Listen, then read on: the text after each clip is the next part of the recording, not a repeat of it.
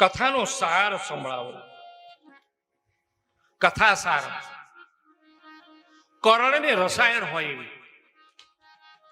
આપણા ત્યાં બે શબ્દ છે, ઔષધિ શબ્દ છે, રસાયણ શબ્દ છે. રોગ થયો હોય એનું નિદાન આવે અને એ રોગને નિર્મૂલન કરવા માટે જે આપવામાં આવે એનું નામ છે ઔષધિ. રોગ થયા પછી પણ કશું જ થયું નથી, પરંતુ ભવિષ્યમાં કંઈ પણ ન થાય એની તકેદારી રૂપે જે લેવામાં આવે કે આપવામાં આવે એનું નામ છે રસાયણ. કશું થયું ન હોય પરંતુ એ નિત્ય લેવાથી ભવિષ્યમાં કોઈ પણ જાતનો ઉપદ્રવ શરીરને ન કરાવે એનું નામ છે રસાયણ. રામ રસાયણ તુમારે પાસા સદા રઘુપતિ કે. કયું રસાયણ છે? રામ રસાયણ. કે અત્યારે જે રોગ થયો છે ભવરોગ, એ તો નિર્મૂલન, પરંતુ રામનું નામ લેવાથી ભવિષ્યમાં આ રોગ લાગુ જ નહીં પડે. આ રસાયણ કર્ણ રસાયણ, અમારા કાનનું રસાયણ. અમને અરે કથા નથી સાંભળી, બહુ સાંભળી. હવે તો કથાનો સાર કહો.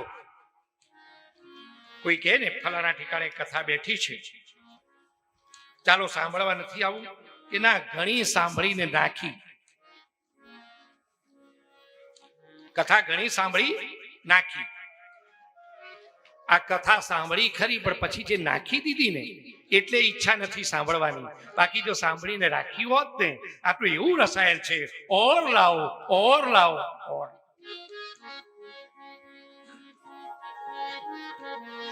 પ્યાસે વધે છે, તરસ વધે છે અને તૃપ્તિ પણ થાય છે.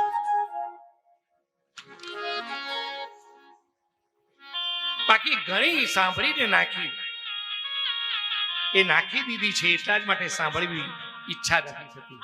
બાકી તો એકવાર સાંભળીને જે રાખે ને એને તો જ્યાં સાંભળે કથા બેઠી છે દોડ્યા નથી. અરે ભાગવતીમાં શબ્દ લખ્યો છે વ્યાસ મુનિએ, પિયુષ પાન લંપટા. જે વ્યસની છે, દારૂડિયો છે, એને સ્થળ બતાવવાની જરૂર નથી, ગમે ત્યાં જઈને એ સુધી આવે. આ નથી સુધી આવતા, પરમ પાવન કેદારનાથ જેવા ધામમાં જઈને સુધી આવે છે લોકો સુધનારા. આ એમને એમ દુર્ઘટનાઓ નથી બનતી, દુઃખ થાય છે, દુર્ઘટનાઓમાં સંવાર થાય છે, પણ એના જવાબદાર હું તમે છીએ. શોધનારા શોધી કાઢે તમારે. એમ જેને કથાનું વ્યસન થઈ ગયું છે ને એ ગમે ત્યાંથી શોધી કાઢે. કહી રહ્યા છે અમને કથા નહીં પણ કથાનો સાર સંભાળ. કથા બહુ સાંભળી, કથા સુણી સુણી ફૂટ્યા કાન, તો આવ્યું બ્રહ્મનું જ્ઞાન. એટલે હવે કથાઓ નથી સાંભળી. તિલક કરતા તે પણ ગયા, જપમાળાના મણકા ગયા. એ મણકા ઘસાઈ ગયા પણ જીવનમાં કોઈ ફેર પડ્યો નહીં. તીરથ કરી કરી થાક્યા ચરણ. અમે તો બધે બધું ભાઈ બધું એ ચાર ધામે જઈ આવ્યા, ગોકુળ જઈ આવ્યા, વૃંદાવને જઈ આવ્યા, ને અયોધ્યા જઈ આવ્યા, ને વારાણસી જઈ આવ્યા. તીરથ ફરી ફરી થાક્યા ચરણ, તો પણ ન પહોંચ્યો હરિને શરણ. શું કરવાના વાતી?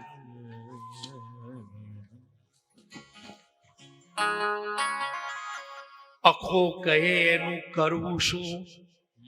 આખાના ચાટકા. ઊંડો કૂવો ને ફૂટી ડોલ, કીધું સાંભળ્યું સર્વે સમજાય છે? ઊંડો કૂવો હોય અને ફૂટેલી ડોલ હોય, એને બહાર આવતા આવતા અંદર રે કઈ ખતમ. હરે હરે.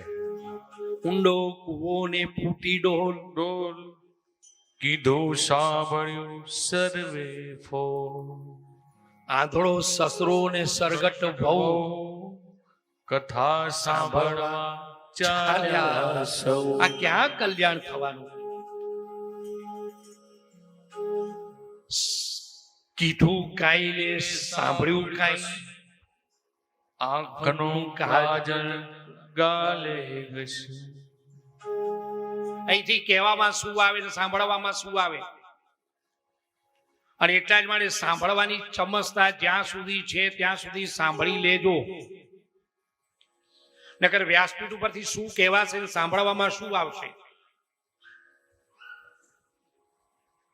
એક જણ કથા સાંભળવા જાય ને આવીને એટલો લોટપોટ થઈ જાય, આમ ઢગલો થઈ જાય ઘરમાં આવીને, એવો થાકી જાય.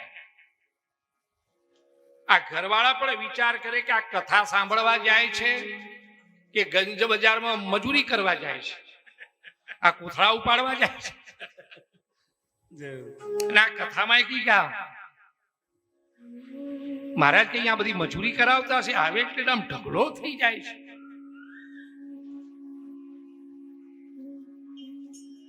તપાસ કરવા દો આ થાય છે શું? એ જે કથા સાંભળવા જવું ને સાંજે આવે છે તો એકદમ ઢગલો થઈ પટકાય છે. અને ત્યાં તો તપાસ કરી તો વ્યાસજી મહારાજ કથા કરે છે.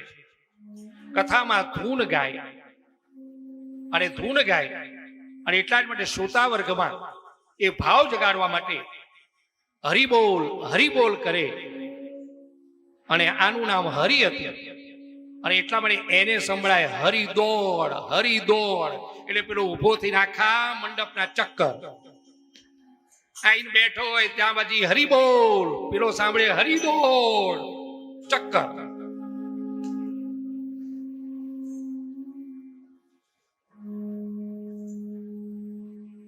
સાંભળ્યું બીજું ને કીધું કાઈ. અહીંથી કહેવામાં શું આવે, તમને સાંભળવામાં શું? અને એટલા જ માટે સાંભળવાની ચમચતા છે ત્યાં સુધી સાંભળી લેજો. બતાવે છે મમ કરુણ રસાયણમ. બીજો પ્રશ્ન છે ભક્તિ જ્ઞાન વૈરાગ્યથી પ્રાપ્ત થયેલું વિવેક કેવી રીતે વધે? બહુ મહત્વનો પ્રશ્ન છે. ભગવાનની કરુણાએ ભક્તિ મળી જાય, જ્ઞાન પ્રાપ્ત થઈ જાય, એના પરિણામ સ્વરૂપ વૈરાગ્ય પણ આવી જાય. સાચું જ્ઞાન વૈરાગ્યને પ્રાપ્ત કરાવે. ભક્તિ, જ્ઞાન અને વૈરાગ્ય આ ત્રણ આવ્યા પછી વિવેક ટકો બહુ મુશ્કેલ છે. વિચાર, વિવેક નથી રહેતો. અને વારે વારે હું તો કહેતો જ રહું છું, કારણ કે હું તો કહેવાનું. ખાસ તો મંડળોમાં હું સાવધાન કરું છું. વંદન છે તમારી ભક્તિને. આવા બપોરના સમયમાં પણ વિશ્રામ કરવો જોઈએ. એની જગ્યાએ આજે કીર્તનો કરવા નીકળો છો, બહુ સારું છે. પણ જોયું છે ત્યાં વિવેક શૂન્યતા જોવા મળે છે. અહીંયા તો હું જ બેસું, તારે નહીં બેસવાનું, તું અહીં બેસ. આ અવિવેક છે. આ તો હું જ ગાઉં, એમાં બીજાએ જો ગાયું નાખ્યું તો એનું કાપી નાખે. છે વાસ્તવિકતા આવી છે ને? ભક્તિ આવી ગઈ પણ વિવેક ન ટક્યો. મેં ગાયું તો શું, આને ગાયું તો શું, અહીં બેઠા તો શું અને ત્યાં બેઠા તો પણ શું. મારા આયા વગર ચાલુ નહીં કરવાનું છે ને. વાસ્તવિક આ ક્યાં લઈ જશે? અવિવેક છે. આનાથી બહુ સાવધાન. જેની ભક્તિ કરી રહ્યા છો, જેની ઉપાસના કરી રહ્યા છો, એ ન જાણે કદાચ આવીને બેઠું હશે અને મારા તમારાથી કદાચ એનું અપમાન તો નહીં થઈ જાય ને.